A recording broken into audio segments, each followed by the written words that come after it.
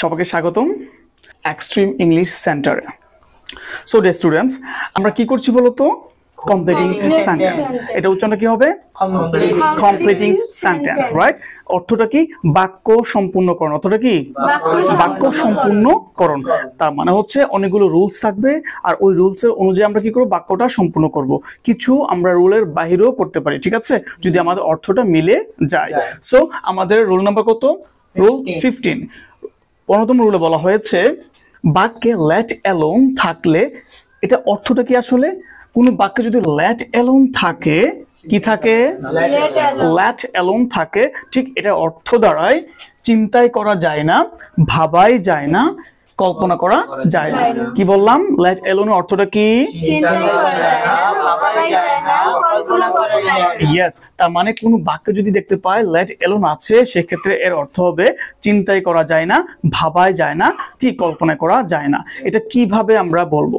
যেমন ধরো, তুমি তোমার ফ্রেন্ডকে বলবে যে তুমি কাজ কর, তুমি কি 10 কিলোমিটার দৌড়াতে পারবে? তখন তোমার বন্ধু বলবে আমি তো 1 কিলোমিটার দৌড়াতে পারি না, আর 10 কিলোমিটার তো প্রশ্নেই আসে না, ভাবাই যায় না, কল্পনাই করা যায় না, চিন্তাই করা যায় না। ঠিক ওই ক্ষেত্রে আমরা কাকে ইউজ করব? Let alone. মনে থাকবে? দেখো তো একটা এক্সাম্পল এখানে, এবং আমাদের শর্টকাটে কি বলা হয়েছে? প্রথম অংশের সাথে মিল রেখে দ্বিতীয় অংশ। যেমন দেখো, I cannot swim a kilometre, তার মানে আমি 1 কিলোমিটার কি করতে পারি না? সাঁতার কাটতে পারি না। লেট অ্যালোন, আর চিন্তাই করা যায় না কি? 10 কিলোমিটার, 5 কিলোমিটার, 50 কিলোমিটার। তুমি তোমার মতো করে বাড়াবে। তবে এখানে কে আছে?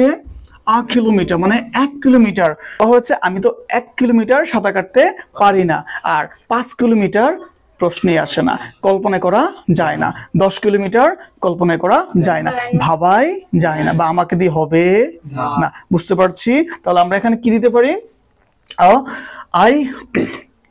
I cannot swim a kilometer, আমি 1 কিলোমিটার সাঁতার কাটতে পারি না। লেট অ্যালোন, আর কল্পনাই করা যায় না 10 কিলোমিটার। কত কিলোমিটার?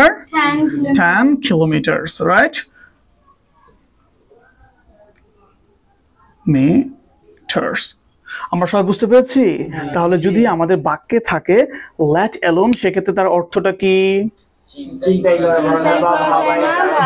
হ্যাঁ, চিন্তাই করা যায় না, ভাবাই যায় না, আর কল্পনা করা যায় না। ক্লিয়ার? তারপর আমরা পরবর্তী রুলে চলে যাব। Rule number 16। 16তম রুলে বলা হয়েছে provided that providing that। আমার সাথে বলো, provided that providing that। এই চারটা শব্দের অর্থ হচ্ছে যদি। অর্থটা কি? তার মানে এই আমরা যখন বাক্যে বলি না ইফ অর্থ কি? ইফ অর্থ কি? ঠিক ইফ এর অর্থ যেমনটা যদি, ঠিক এই প্রোভাইডেড অর্থ যদি, প্রোভাইডেড দ্যাট অর্থ যদি, তারপর প্রোভাইডিং অর্থ যদি, এবং কি প্রোভাইডিং দ্যাট অর্থ কি? যদি। তার মানে এই চারটা অংশেরই অর্থ কি? যদি। ক্লিয়ার? এবার আমাদের শর্টকাটে কি আছে? দুটি অংশ হবে সঙ্গতিপূর্ণ, তার মানে দুইটা অংশ যেন আমাদের মিল হয়, সামঞ্জস্যপূর্ণ হয়। তোমরা কি আমার কথা বুঝতে পেরেছো? সুতরাং কি আছে এখানে বলো তো? বলা হয়েছে the plane will take off provided. ভাই একটু খেয়াল করো, আমাদের এখানে এই বাক্যের রুলটা কোথায়? প্রোভাইডেড অর্থ কি? যদি। তাহলে বাক্যের মাঝখানে বসেছে প্রোভাইডেড, মানে যদি। এখন প্রশ্ন হচ্ছে আমাদের অর্থটা কি দাঁড়াচ্ছে?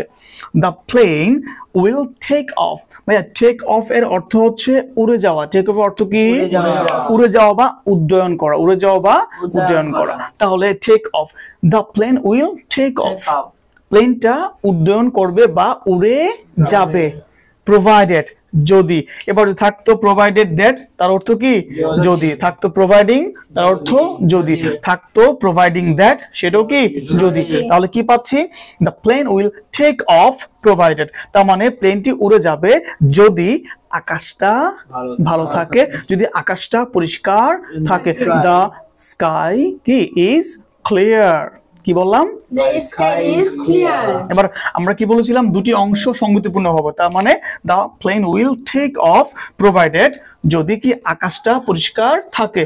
দ্য স্কাই is clear অথবা কি বলতে পারো the weather is clear বা the sky is fine বুঝতে পারছি তাহলে এখানে আমরা আমাদের সঙ্গতিপূর্ণ একটি অংশ বসিয়ে ফেলবো যেন আমাদের আগের অংশের সাথে কি সামঞ্জস্যপূর্ণ হয় বুঝতে পেরেছি তাহলে ভাইয়া আমরা 15 নম্বর রুলে শিখেছি let alone এটা অর্থটা কি